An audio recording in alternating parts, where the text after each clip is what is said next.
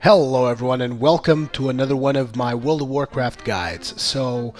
I just wanted to say a few things before this video starts because this video was actually made prior to me joining TGN, so you might find some things odd, like me saying that there's going to be a link in the description for the full video and that I still can't be a YouTube partner and whatever, which is actually still a fact. I still can't be a YouTube partner, but at the moment I'm signed up with TGN.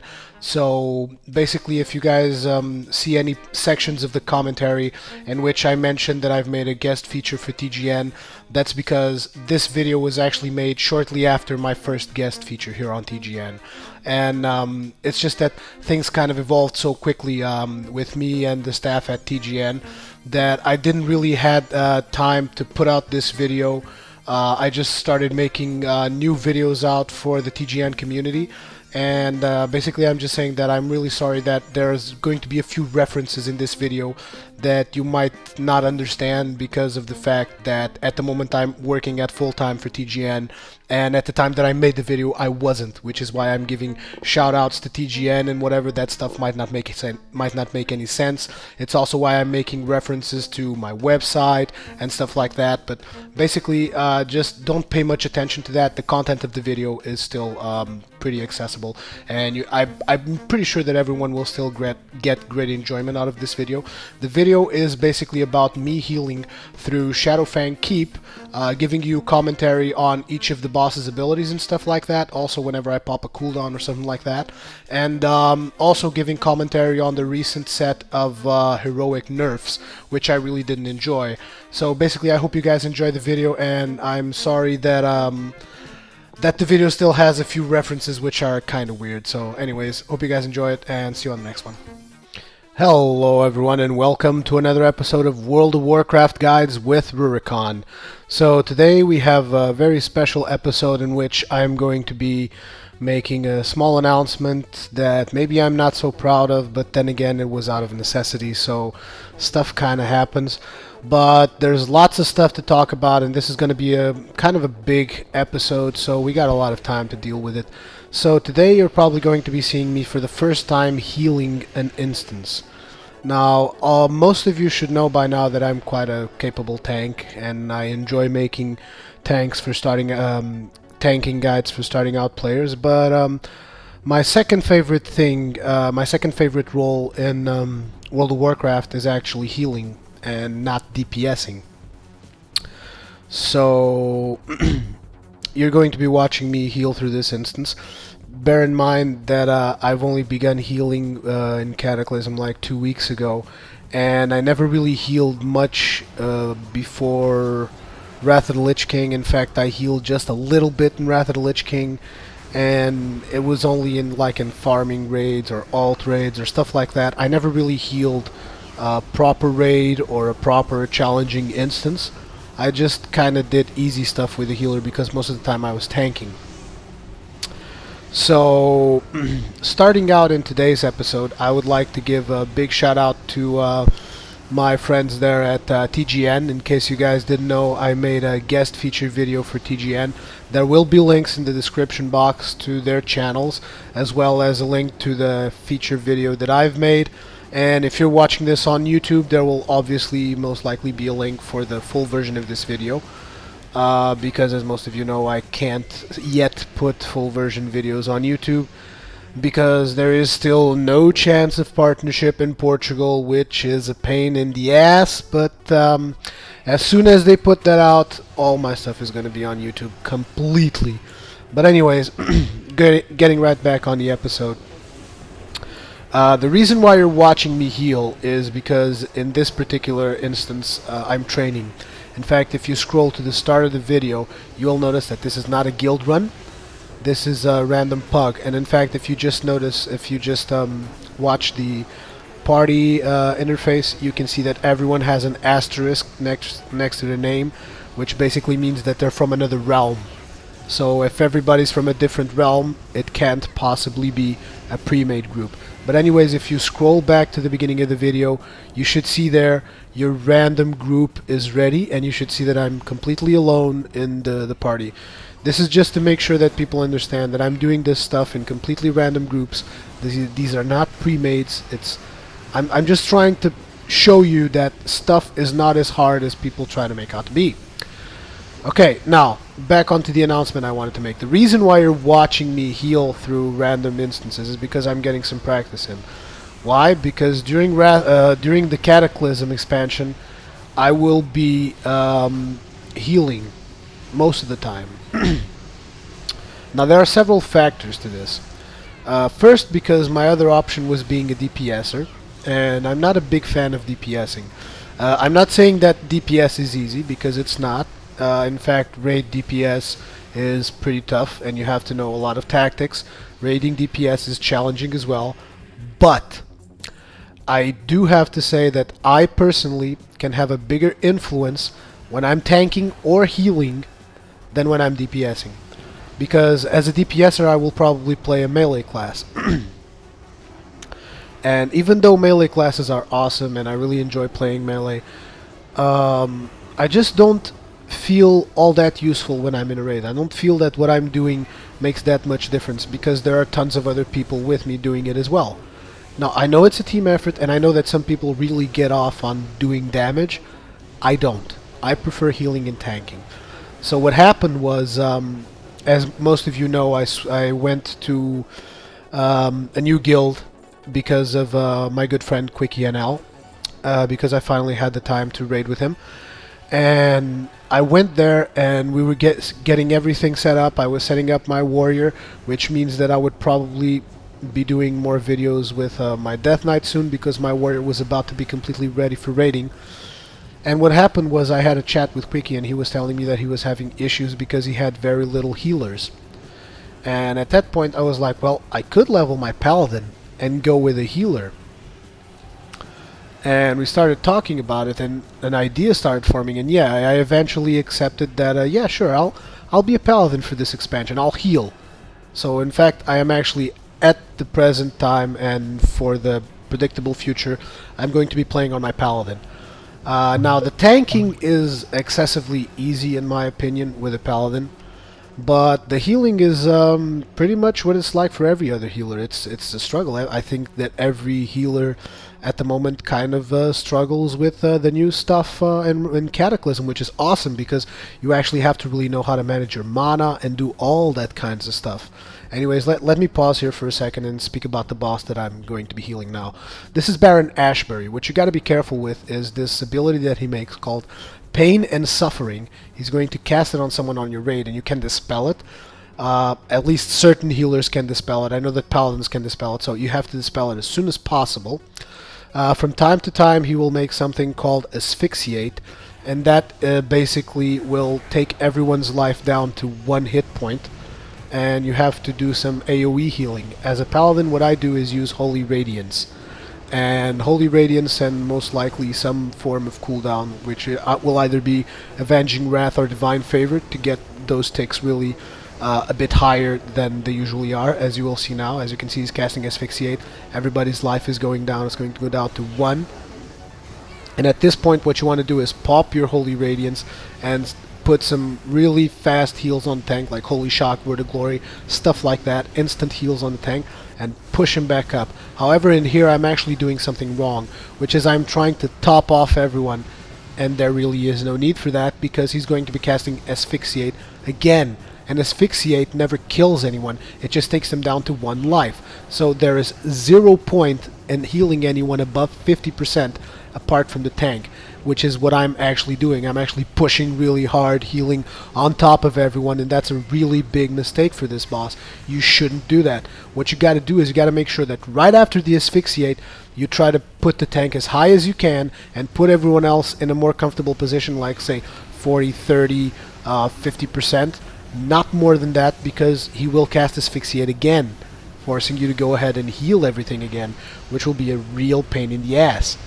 So at that point I was also, because like I said, I was trying to top off players, I was very slow in healing that shaman, and he died.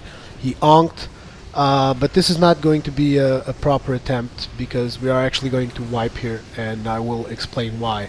So first of all, people didn't interrupt the special ability this boss has, which is Mend Rotten Flesh.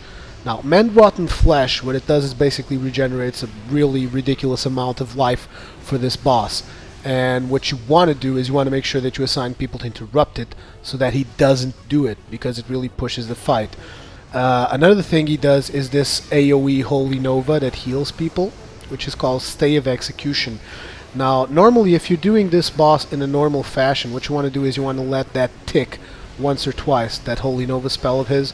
Let it tick once or twice, because it also heals the entire group. However, if you're going for the achievement, you can't allow it to tick, not even once. Okay? So those are the main abilities you get. You get Pain and Suffering, you get Stay of Execution, which is the AoE heal that you gotta interrupt. Pain and Suffering can be dispelled, and then there's the Mend Rotten Flesh, which absolutely always has to be interrupt. And then there's the Asphyxiate ability, which basically takes everyone down to 1 HP, and you have to heal them up as soon as possible. Just make sure not to do what I did in this first attempt, which was to try and keep people topped off, because obviously that's not the best way to do it. And if you look at my mana right now, you will notice that I'm having serious issues with it, keeping everyone alive, and I've already popped one Divine Plea.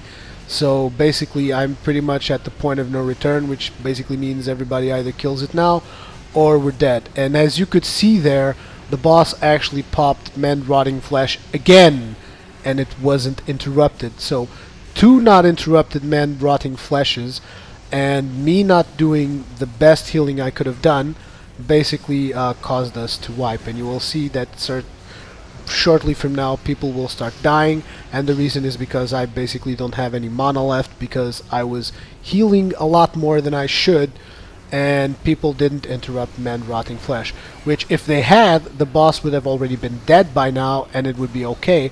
But since they failed at interrupting that primal ability, it also caused me to go out of mana because I wasn't doing the best healing I could. So this was a very good experience for me, because it really caused me to learn a lot of stuff about this boss, because I've been doing it from a tank standpoint and I never really noticed what the healers have been doing. But now that I finally got to heal it, I finally understood that it's like there's no point in healing too much, because people will just get back down in life again. And as you can see now, he's going to the final stage where he goes into an AoE frenzy, and I have no life, no mana, no nothing. Dead. I even thought that, oh, maybe he can pull it off, lay on hands or something, but no. Nothing from the other paladin as well. So basically we wiped it up, we discussed the tactics a little bit, and we came right back in. They didn't discuss the healing thing with me, I just kind of figured it out for myself, and I was like, there's no need to top them off, there really is no need to top them off right after Asphyxiate, which is basically what I'm going to be doing in this attempt. I'm not going to be topping people off because it's not needed. And you will notice the huge difference that it's going to be. Okay, so Asphyxiate is over, I pop the Holy Radiance with a cooldown, and I start healing the tank. Now I start healing everybody back up, but slowly. Very slowly. Notice that I'm just going for the Holy Light, which is currently the normal heal that the paladins make. It used to be Flash of Light, now it's Holy Light, and I just stopped healing. I'm even beating on the mob. The only thing I'm healing right now is the tank, because there's no point in healing people past this point, because basically they're going to be taking this whole damage all again. So just focus on dispelling, and you can beat up the mob a bit, because paladins have this seal, which is seal, I believe it's Insight, Seal of Insight, and basically whenever I hit a mob there's a chance that I get some mana back as well. So I judge them and get mana back, and I hit them with my mace and I get the mana back again. And again, just healing people up, not too much. Notice that I'm doing really slow healing. Very, very slow healing. I just pop the Holy Radiance to make sure that people don't die, and then I slowly heal them back up with Holy Light. And I even leave some in orange, because it's like, whatever. Like, at this point that I'm at right now, there's absolutely no point in healing unless they start taking damage, which was the case here. But I believe that was even a life tap, I think, because the boss shouldn't really be doing anything to that player over there. And now the Mend Rotting Fleshes are getting interrupted. which makes the fights a lot easier. And as you can see, my mana is still a lot more optimized than it was on a previous attempt. And again, going with the Holy Radiance, trying to keep everybody up, and just doing basic healing. And we even had a bad transition, which is we went from Asphyxiate into Dark Angel form, and I was still able to keep people up. And why is it a bad transition? Because you go from being a one hit point and transition into the phase where the boss does massive AoE damage. And I was still able to keep people up because I conserved my mana a lot better this time. But still, that was a very, very poor transition, and I'm still not able to keep everybody up because it's just too intense to heal through that. I mean, I just had literally to bring everyone from 1 HP back to 50% while the boss was dealing massive AoE damage. But still, I enjoy it. Why do I enjoy it? Because it's a challenge. It's going to make me heal better in raids because people were really low on life, conditions were not optimal. Whenever you get a group in which stuff isn't working out the best, I mean, like, let's say you get a random pug and the DPS is low, or the tank takes more damage than he should, or something else. What happens is, if you overcome the difficulties in that group, you actually become much better player because you're basically doing stuff in a more hard way, in a harder way. So, in my opinion, that's actually a good thing. That random pugs are challenging. In fact, I enjoy the challenge. I welcome the challenge. Okay, now back to what I was saying before the boss.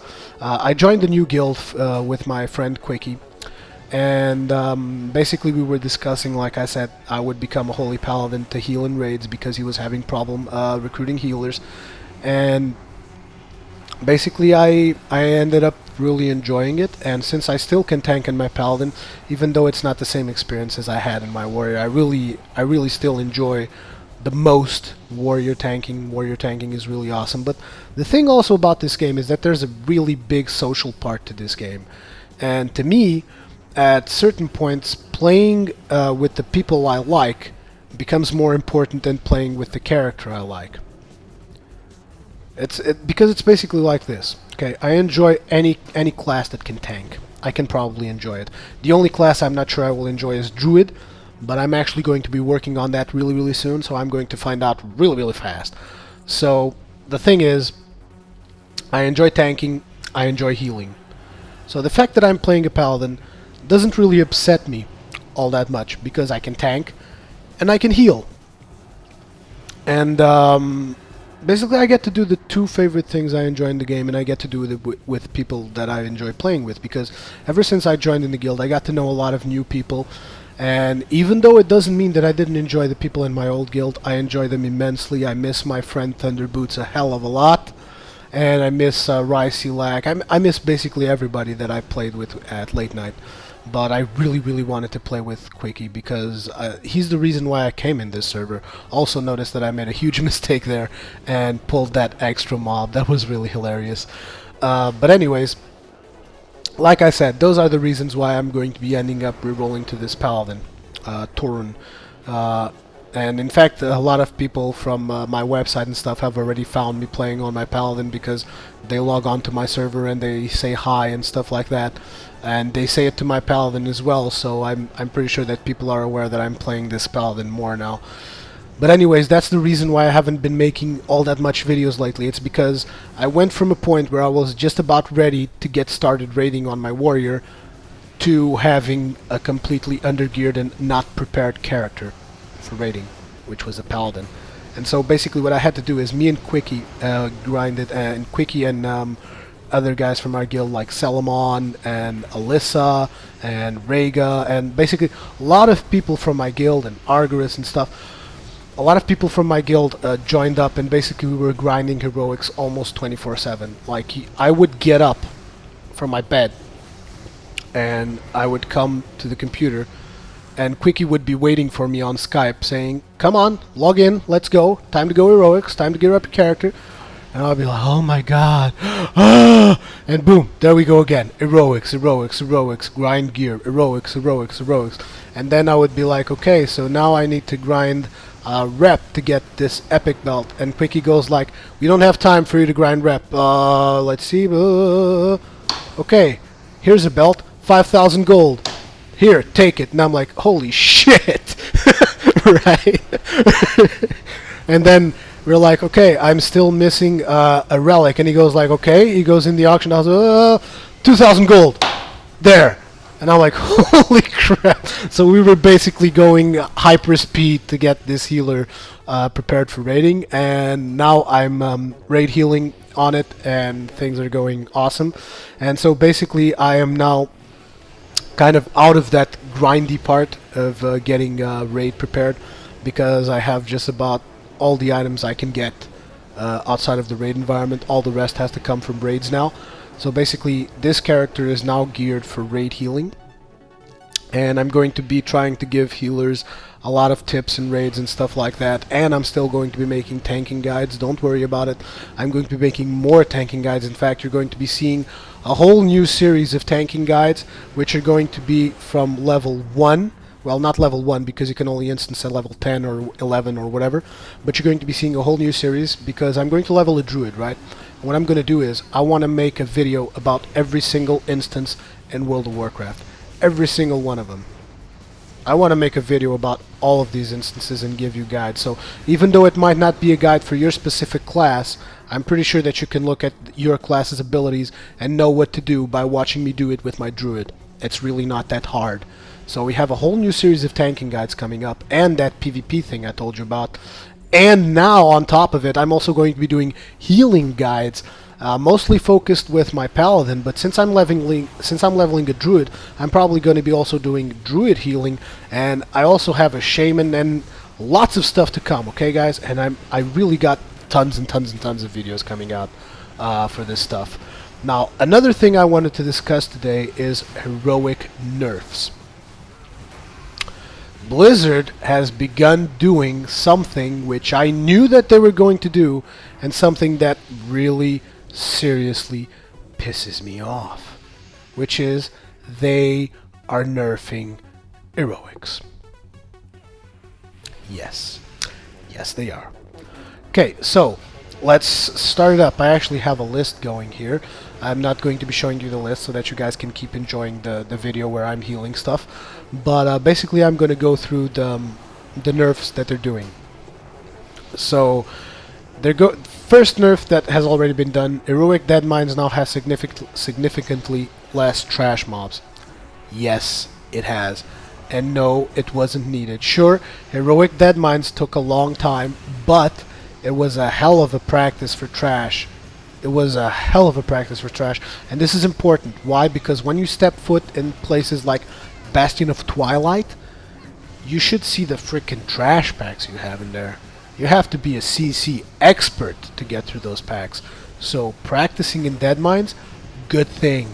Removing trash from Deadmines, bad thing. Players are going to be less prepared when they go raiding. So don't see this as a positive thing. It's not. Next up, the Mechanical Nightmare section of the Vanessa Van Cleef encounter has less Sparks of Doom and is notably easier and faster to navigate. This is not a good thing either, because it wasn't hard to begin with, so I don't see why people had any troubles with it. Basically, it was like playing Super Mario. In fact, just walking into that room, I could almost hear the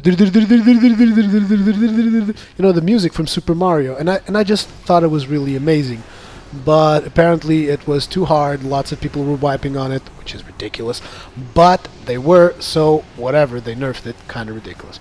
Vapors in the Rip Snarl encounter now increase in power every 8 seconds, up from 6. Totally not needed. All you had to do is focus down the ads in this fight. Who gives a crap? Foe Reaper 5000's health has been reduced slightly. In addition, he now enrages at 40%, up from 30%. Okay. The fact that his health is reduced slightly, I think it's kind of acceptable, because you have one person that is always doing the ads in the bottom, and we always ended up being upstairs for a long time. Even though you had complete control of the fight, you had no mana issues, no DPS issues, you would still be up there a long time beating on Foe Reaper 5000. So yeah, it's acceptable. He now enrages at 40%, up from 30%. Awesome! Because it basically, it reduces the time that you take in the fight, but it doesn't actually reduce the difficulty, because he has less life, but in the end stage he will hit harder. So I think that's kind of fair. While in Helix's Nightmare during Vanessa Van Cleef encounter, Helix is now larger and a little easier to see. This I find important because sometimes it was harder to target Helix because there's a ton of spiders there as well. So a lot of people end up nuking spiders at some point by mistake or something. So yeah, it's good that Helix is bigger. The final rope swing while fighting Vanessa Van Cleef has been removed. Players no longer need to swing off the boat at the end of Phase 3. Ridiculous. They should have to swing off. Why? Because it makes it feel more epic. Because Vanessa Van Cleef goes off in a blaze of glory. She says, I'm gonna die and I'm gonna explode all this bullshit and take all you crappers with me. So yes, it was important that that final rope swing was there because it made it more epic. No, that's all I gotta say about that. The ship teleporter now activates when Rip Snarl is first engaged rather than when he is defeated. Good, because I don't like running around all that much, so the less I have to do of running, the better. Now we're going to be going into the Black Rock Caverns. Beauty now spawns with only 2 pups in heroic difficulty. Not to worry though, the missing pup has been adopted by a wonderful if not insane family. Ridiculous. Ridiculous and absurd. Why? Because the fight isn't challenging with 3 pups, let alone with 2. That fight is not challenging at all. It's about crowd controlling. If you explain people what they have to do, it's no challenge at all. In fact, I just did tactics for that particular fight yesterday night, and we didn't have any wipes despite the fact that people kept breaking CC. So we killed 1 dog, we kept the other 2 CC'd, one of which was constantly breaking, and we still didn't wipe and nobody died. So no, that fight is not challenging and is not okay to remove 1 dog. It's not. It's just not. It's wrong. If the fight was really, really hard and damn near impossible, I could understand. It's not the case. Grim Batol. Faceless Corruptors now move 10% more slowly. Now, the Faceless Corruptors are the ads in the final boss fight. I don't really understand this change because it won't make much of a difference. They usually move fast. So 10% less than fast is still fast. So, don't care. Doesn't make any difference. Players still use spell and abilities while affected by Forge Master Throngus Impaling Slam. Not needed. Not needed. Why? Because healers should really have no problem keeping people reasonably healthy in case they get impaled, so it's not needed that they heal. It's not needed for people to DPS while they're impaled. In fact, this boss is not really that challenging, so I don't understand what's the big deal. Valiona's Devouring Flame has been reduced by 20%. Why? You shouldn't be standing in it to begin with. So if you get Devouring Flame, you deserve to die. None of my problem. Let's get back in here for a second to explain you this boss fight. This particular boss fight, Baron Silverlane, is a very simple fight. He spawns ads from times to times, and the only thing you gotta do is keep the ads on you. If you're the tank, just keep the ads on you. If you're the DPSers, make sure you nuke the ads ahead of the boss, because the ads make a ton of damage and it's kind of pointless not to nuke the ads.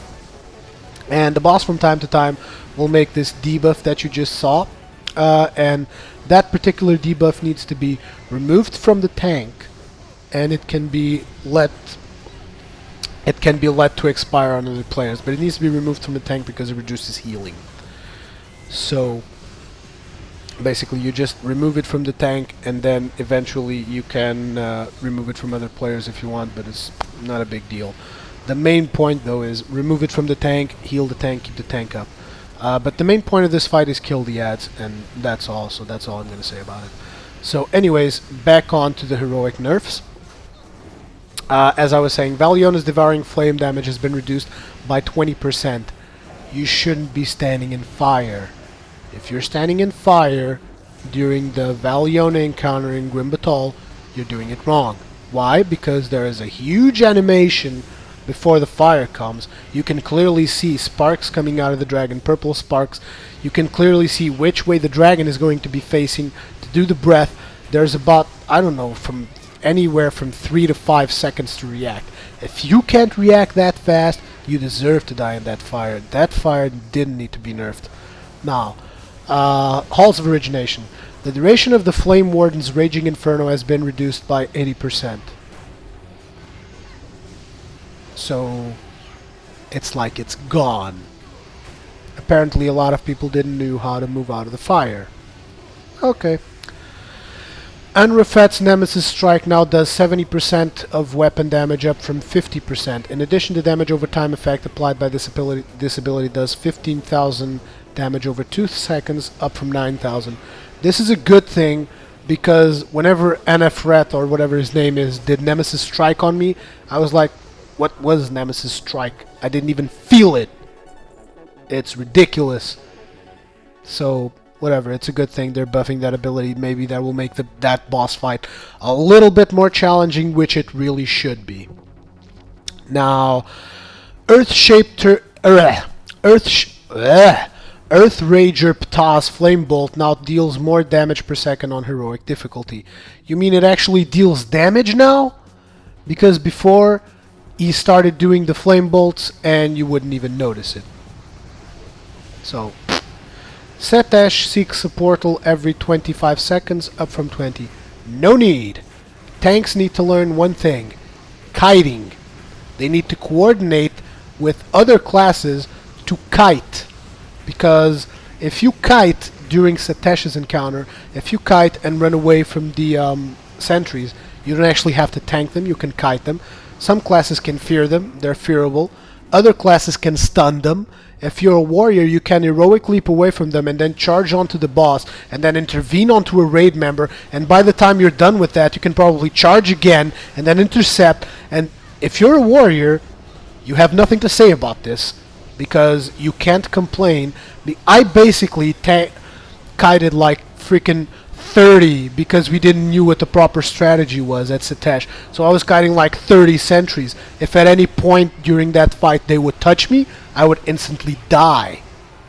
And I still kited them and didn't die.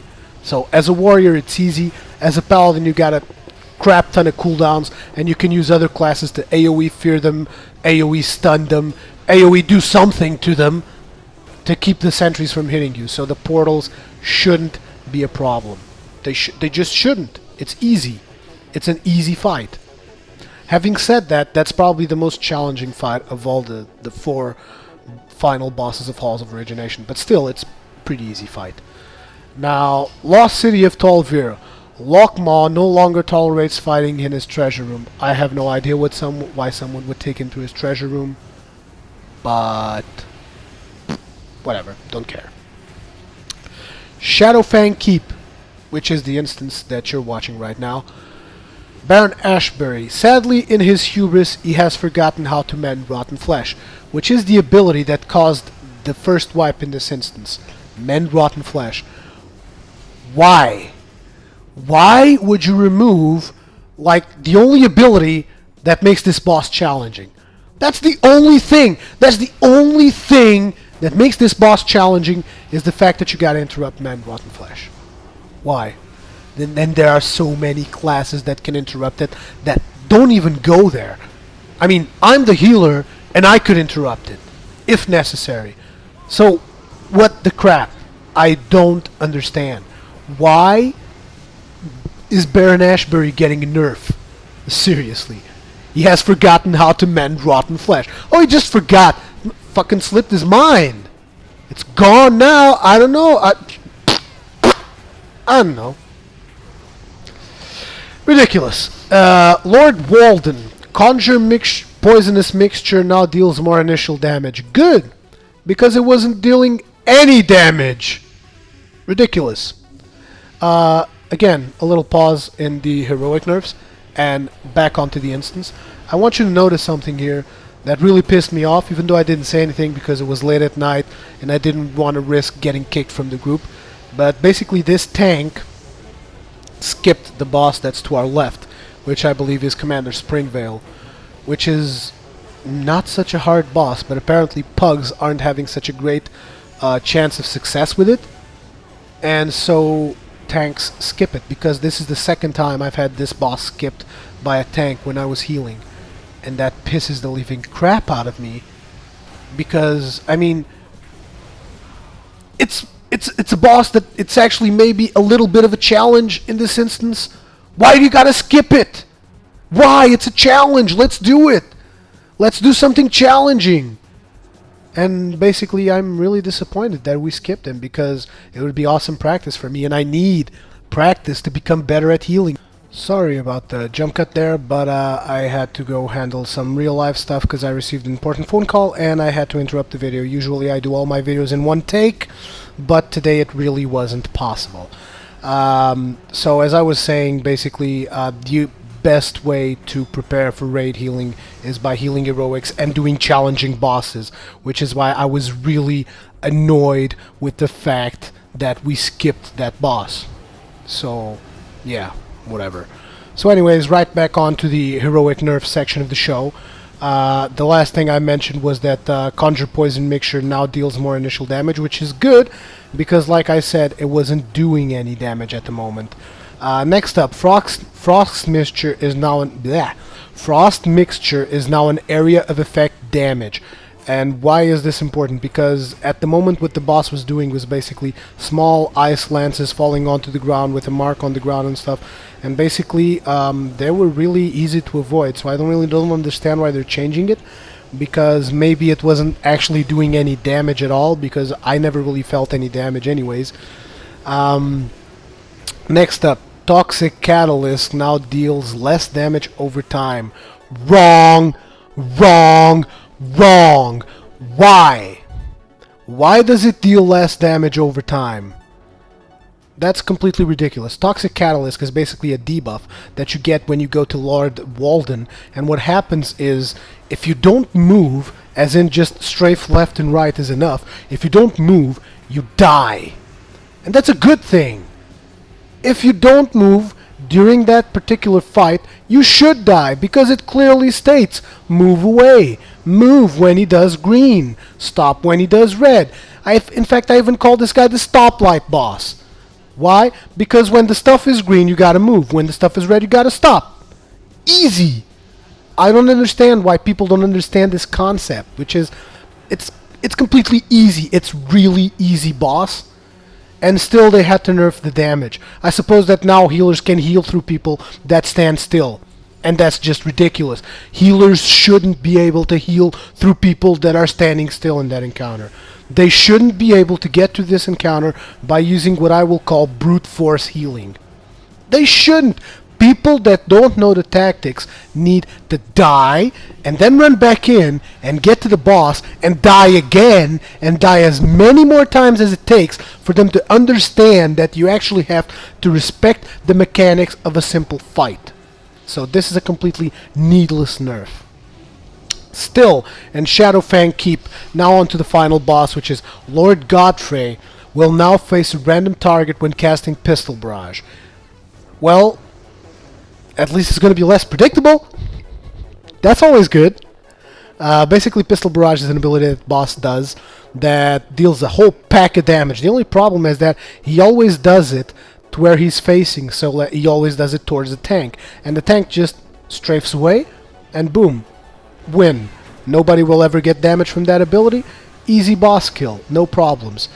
The thing is that now it's going to be targeting random people. That's a good thing. Way to go. Because we want random people to die, so that they know that they have to dodge the Pistol Barrage. I think this is actually an awesome change, and it's actually one of the few changes that I'm really proud of Blizzard for actually doing, which is actually killing people. Okay, and now we're going to be going into Stonecore. Stonecore Earthshaper's Duststorm does slightly try saying that fast. Stonecore Earthshaper's Duststorm does slightly less damage. So the Stonecore Earthshaper is basically a small mob that, if you don't deal with him early on or CC him in some form, basically transforms into this huge earth elemental guy, and then he starts doing this Blade Storm type thing that does massive AoE damage, and it's pretty hard to deal with when you're starting up. After a while you can brute force through it, but if you get two of them, which in some packs you do get, it's a pain in the ass and it's pretty hard to heal. But in my opinion, it should be like that. Why? Because this thing can be interrupted. It has something that looks almost like a minute-long cast, and He can be CC'd, and even after evolving, he can still be CC'd by some classes. He can be feared, and god damn it, he can simply be avoided because he's stationary when he's doing the AoE. Get out of the AoE. You're taking too much damage. Get out of the AoE. Is that so hard? Why do you have to nerf the damage? Ridiculous. Corboros. The warning time for thrashing charge has been increased by 1 second. In addition, thrashing charge now happens 4 times, down from 5. The warning time was more than enough. If people don't know how to dodge a straight line of AoE, they need to die until they can do it. Yeah, I'm going to be cruel, but they need to die until they can do it. This game has been far too forgiving in Wrath of the Lich King, and what happens now is that it's actually harder for raiding guilds to get decent people for their raids. Why? Because everybody is used to this. Face rolling their faces on a keyboard and getting damage out. And that's just ridiculous. Just ridiculous. So, in my opinion, the warning time should not be reduced. The warning time for thrashing charge should not be increased. It's quite enough when you see the line on the floor, get the hell out of bed, easy. And thrashing charge will only happen 4 times. Ridiculous. Anyone that can avoid it 4 times, can avoid it 5, can avoid it 6, can avoid it 10 times. Okay? Sure, maybe you could tweak the amount of rock borers that come out, but even that, they'll die in 1 AoE. Who gives a crap? Seriously, bad nerf is bad.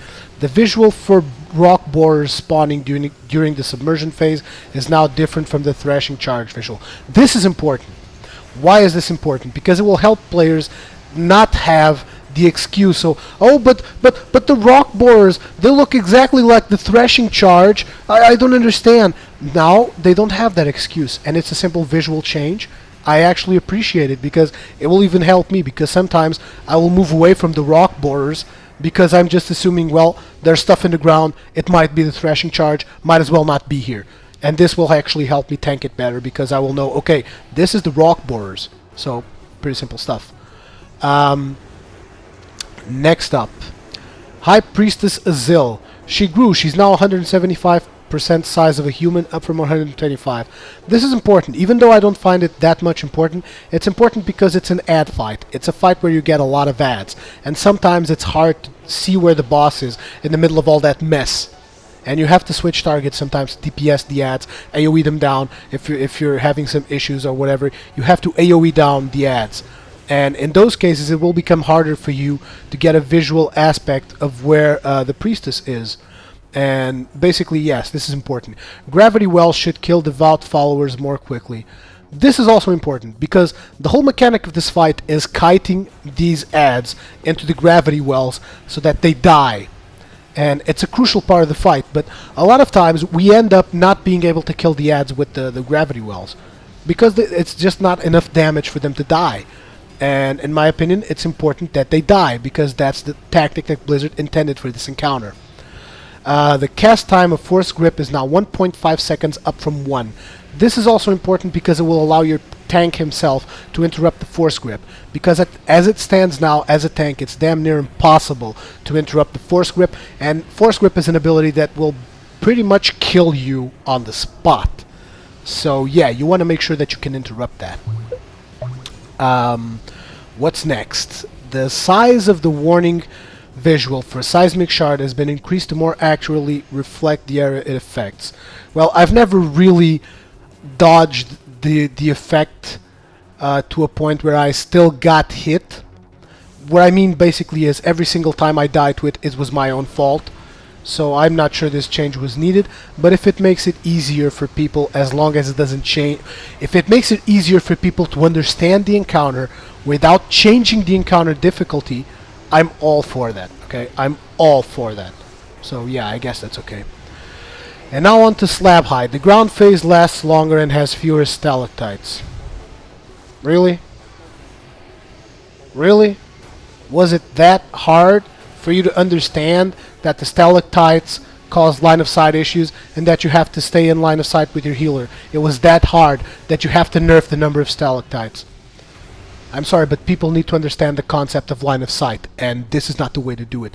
Nerfing encounters like this, which is actually a pretty good encounter in my opinion, if In fact, it's just getting too easy for me at the moment, but it's a pretty good encounter and it shouldn't be nerfed. It just shouldn't, because when this encounter is properly executed, it's one of the easiest encounters in the game right now. It's all about the execution. There is no super difficulty because there's too much stalactites. No, there's not. It's easy. Oh, and by the way, if you're still paying attention to the video, we just got to the stoplight boss, which, as you can see, conjuring toxic coagulant, whatever. This is the effect that I told you that's getting nerfed, which is kind of ridiculous. It shouldn't get nerfed, but whatever. Basically, in this boss, what you gotta do is move if you get green stuff, stand still if you get red stuff, and dodge the blue stuff. Easy. Really easy. There's nothing else to it. There is literally nothing else to it. But whatever.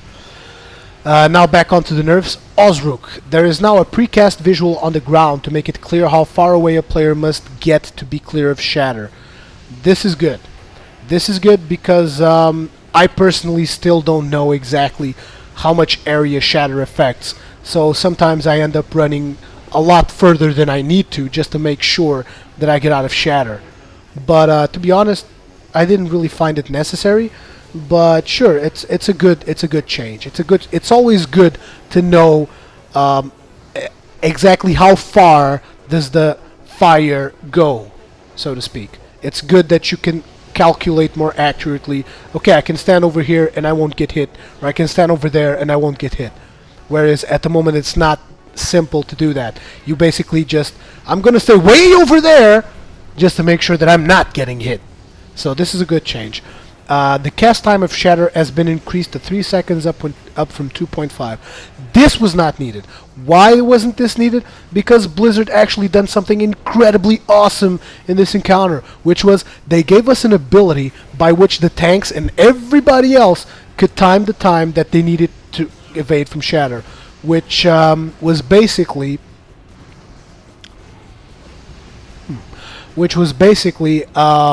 paralyze. Whenever he does paralyze, run away. That's the time you need to get out of shatter. That's the exact time you need to get out of shatter. He does paralyze, move away from the boss. And that's all the time you need. So in my opinion, you don't need to increase the casting on shatter. In fact, it's probably going to screw me over because I might just end up going back to the boss too soon. But yeah, whatever. Shatter damage is now reduced by armor but has been increased by 33.3%. Ridiculous, whatever, reduced by armor.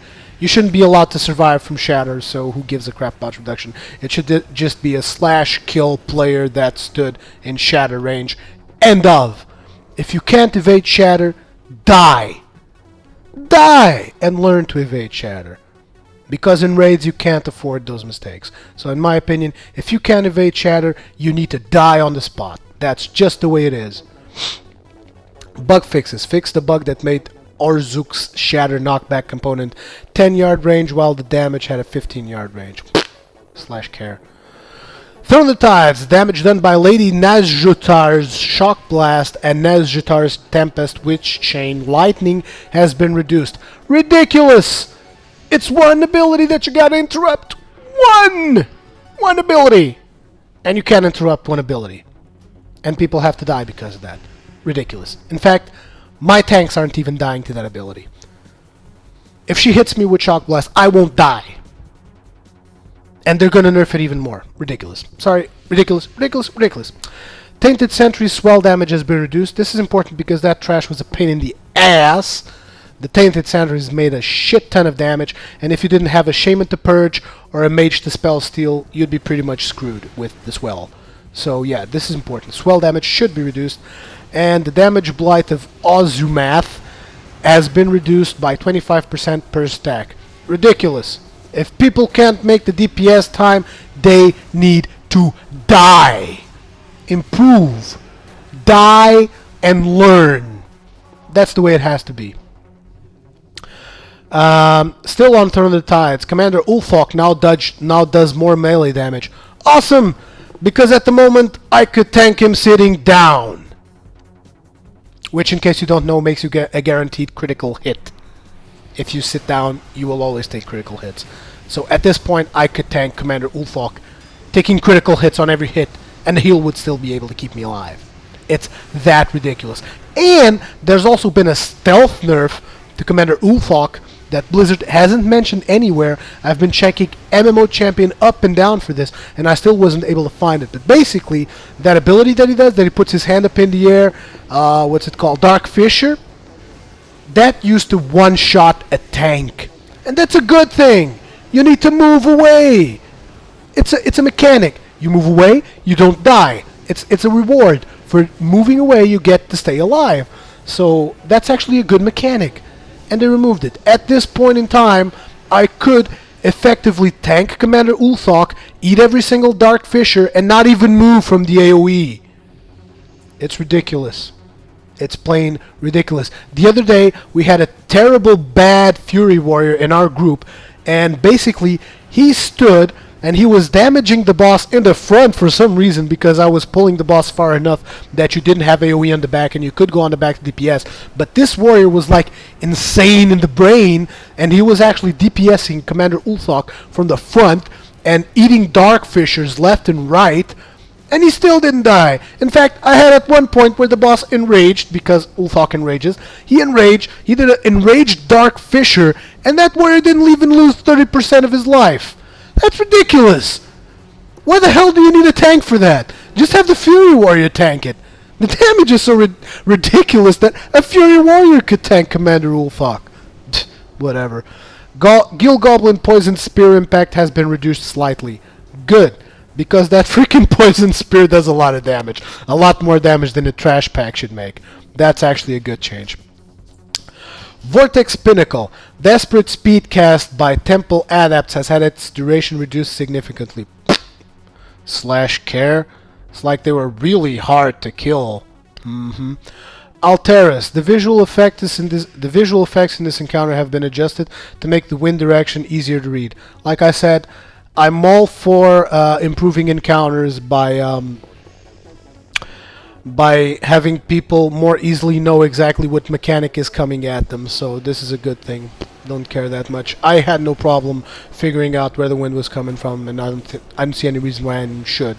Cyclones now knock players straight up, and players hit by a cyclone cannot be hit again for a few seconds. Now this is ridiculous.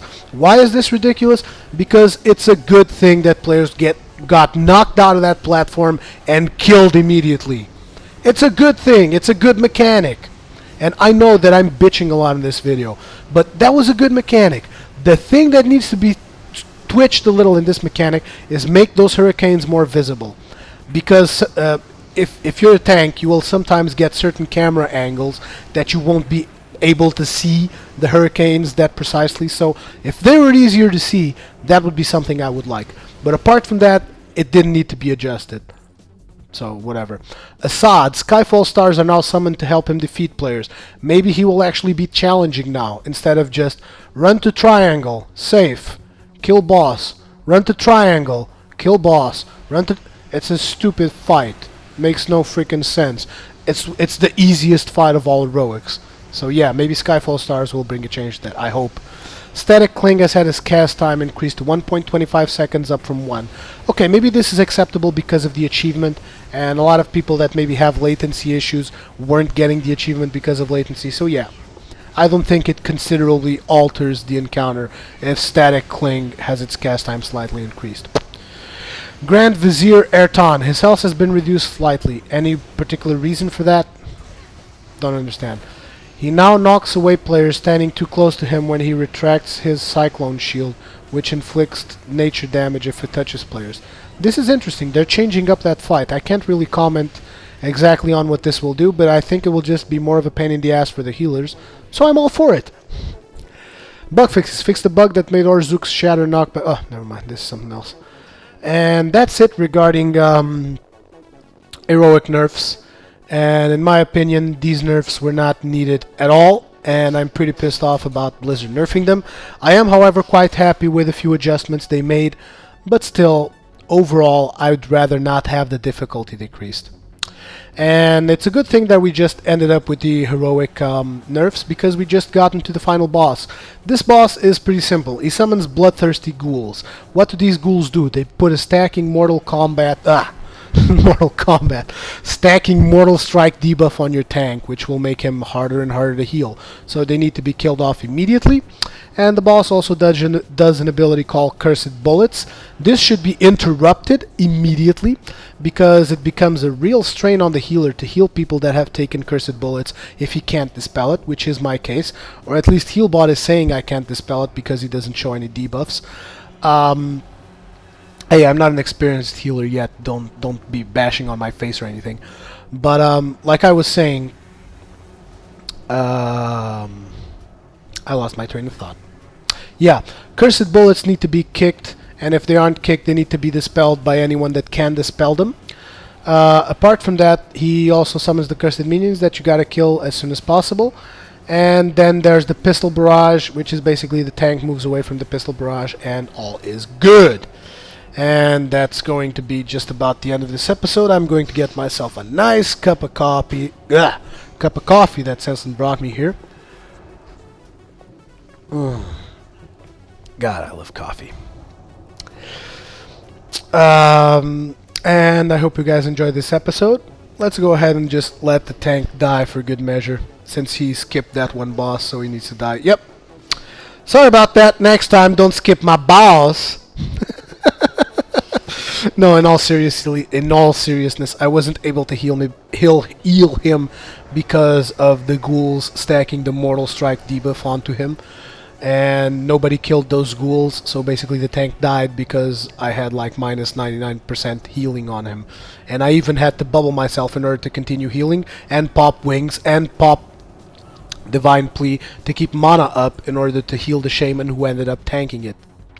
So anyways, I hope you guys enjoyed this video, and I will see you all in the next one. And once again, big shout out to my friends at TGN. You go and watch their channel, TGN Games and TGN World of Warcraft. I'm going to leave links in the description box, and I'll see you all next time.